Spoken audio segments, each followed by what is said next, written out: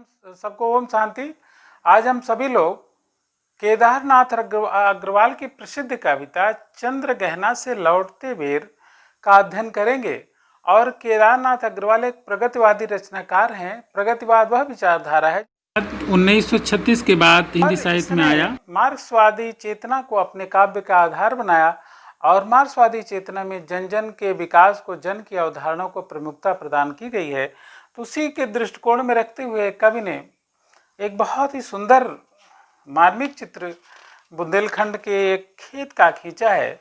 और वह भी देखिए किस तरह से कवि ने खींचा है कि कवि चंद्र गहना से लौट रहा था तो खेत की मेड़ पर बैठ गया और मेड़ पर उसने जो सौंदर्य का अनुभव किया उसका वर्णन किया है।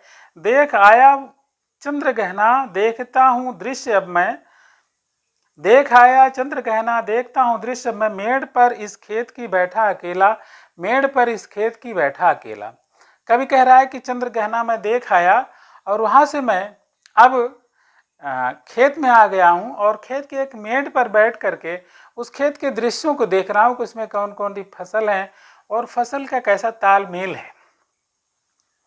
देखिए, एक बीते के बराबर यह हरा ठिगना चना, एक बीते के बराबर यह हरा ठिगना चना, बांधे मुरैठा शीश पर छोटे गुलाबी फूल का, बांधे मुरैठा शीश पर छोटे गुलाबी फूल का। तो देखिए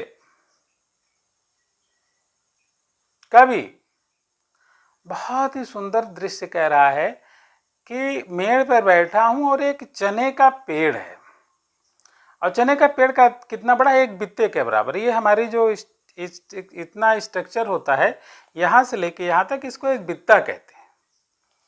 तो एक बित्ते के बराबर, कुछ लोग इसको भी यहाँ से यहाँ भी नापते हैं, लेकिन कुल मिला के दोनों ही एक बित्ते के बराबर माने जाते हैं। ये माप है प्राचीन जमाने की।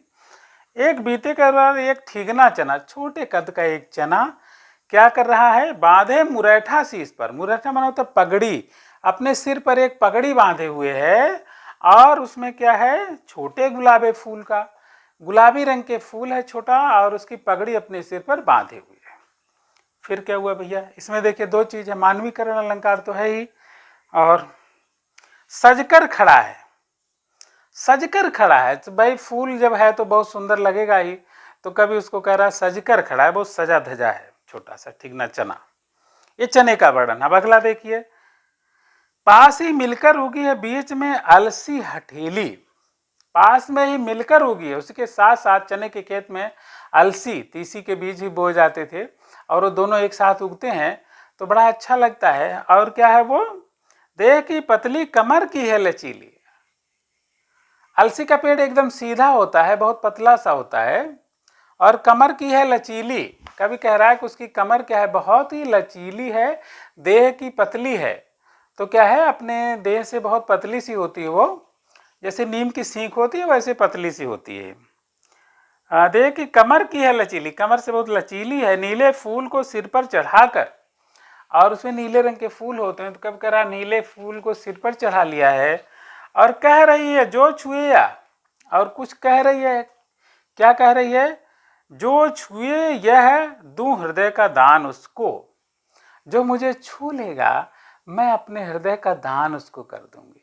माने कहा वो प्रेम से सराबोर है और कह रही है, एक नायिका के रूप में है, पतली कमर है उसकी और क्या है, उस पर नीले रंग की कलगी बधी हुई नीले रंग का, उस पर मुकुट है और क्या कह रही कि जो मुझे छू लेगा उसको मैं अपने हृदय का दान कर दूंगी।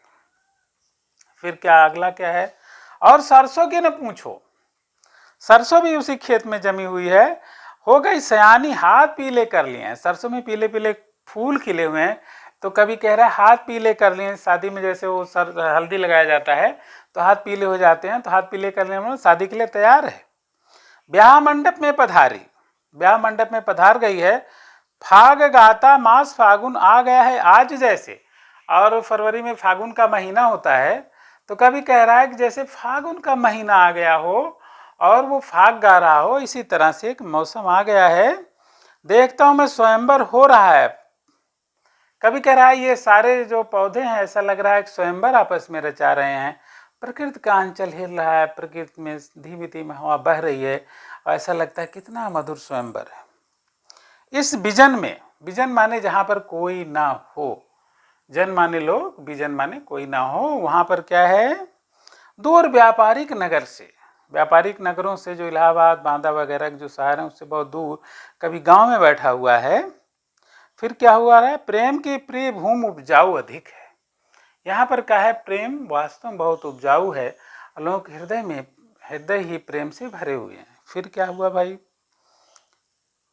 और पैरों के तले एक पोखर, कभी जहाँ बैठा हुआ है उसके पास में एक पोखरा भी है बगल में। फिर क्या हो रहा है, उस पोखरे में क्या क्या हो रहा है, देखिए कभी लिख रहा है,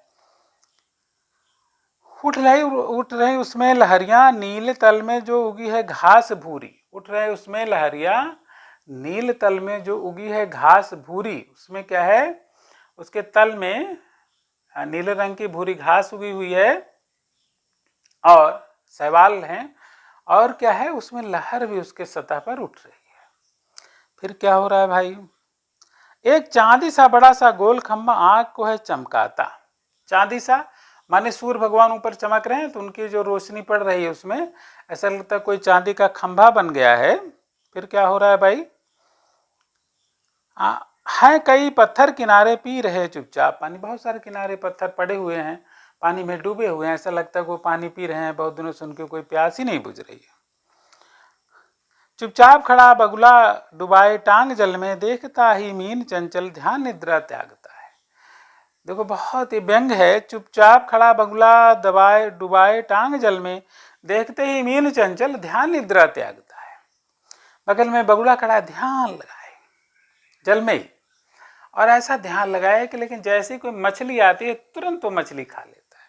इसको कहते हैं बगुला भगत, मैंने ध्यान लगा के बैठना और मौका पड़ते ही खा लेना। तो बगुला को इसीलिए माना जाता है कि ये विचित्र प्राणी है, चुपचाप रहेगा, जैसे कोई मछली आएगी उसको खा जाता है। चट दबाकर चोंच में नीले गले के डालता है, नीचे गले के डालता है। चट दबाकर चोंच में नीचे गले के डाल, जैसे ही कोई मछली आई तुरंत चोंच में दबाया और अपने गले में डाल लिया, उसको काटता उठता कुछ नहीं, सीधा खा जाता है। एक काले माथ वाली चतुर चिड़िया, एक ऐसी चिड़िया है जिसका माथा आगे का अग्रभाग क्या है, काले रंग का है और चतुर है, बहुत चतुर है। क्या करती है वह, श्वेत पंखों के झपटे मार फौरन टूट पड़ती है भरे जल के हृदय। वो क्या है कि जल के ऊपर उड़ती रहती है और वहां से उसकी निगाह बहुत तेज होती है, जैसे कोई मछली आई तो तुरंत ही वो मछली पर झपट्टा मारती सीधा और उसको चोंच में पकड़कर उड़ जाती है और वहां पर वो खा लेती है। फिर क्या हो रहा है, एक चोंच पीली में दबाकर दूर उड़ती है गगन में, गगन में आसमान में उड़ जाती है।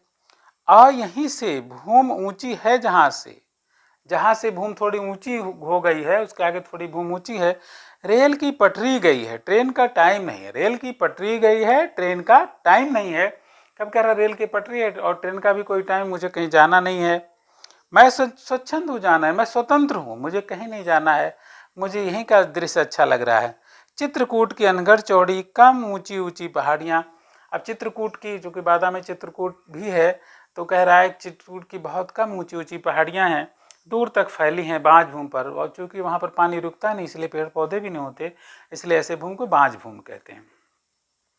इधर तो रीवा के पेड़ कांटेदार कुरूप खड़े हैं, तो उसमें भी कभी कहीं कहीं पर रीवा के पेड़ जम जाते हैं और कांटेदार कुरूप रंग के होते हैं। सुन पड़ता मीठा मीठा रस टपकाता, सुग्गे का स्वर टेंटे, और बीच में कहीं कहीं सुग्गे का टेंटे वाला बहुत मीठा, कवि को बहुत अच्छा लगता है, सुग्गे का स्वर सुनाई पड़ता है। सुग्गे का स्वर टेंटे, टेंटे का सुग्गे का स्वर सुनाई पड़ता है। सुन पड़ता है वनस्थली का हृदय चीरता, और वहाँ के आसपास जो जंगली टाइप की भूमि है वहाँ के हृदय को चीरता हुआ क्या सुनाई पड़ता है, उठता गिरता सारस का स्वर, उठता गिरता सारस का स्वर, माने दूर से ऐसा लगता है कि एक बार ऊंचा हो रहा है फिर वो अवरोह आरोह होता रहता है, ऐसा सारस का स्वर, सारस एक पक्षी जो जोड़े में रहता है तो उसका स्वर सुनाई पड़ रहा है। टिरटों टिरटों, सारस का स्वर जो होता है वो कुछ विचित्र होता है, टिरटो टिरटो की आवाज़ भी कवि ने उसमें दिया है।